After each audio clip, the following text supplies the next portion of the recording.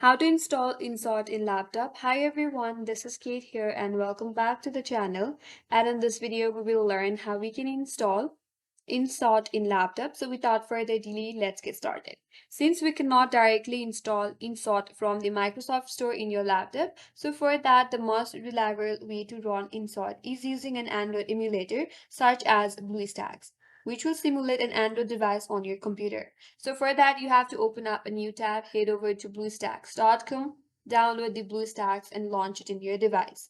So once you downloaded the BlueStacks, you have to install and set up in your device. After that, you have to sign in with your Google account and access the Google Play Store. So click on sign in button here, then sign in with your Google account. Once you're signed in the Google Play in your BlueStacks, you have to search for InShot.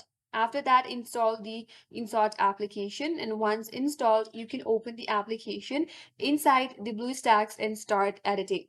So that's it. That's all for today's video. Hope this video was helpful, and if you're new to our channel, consider subscribing. Thank you for watching and stay tuned for more videos.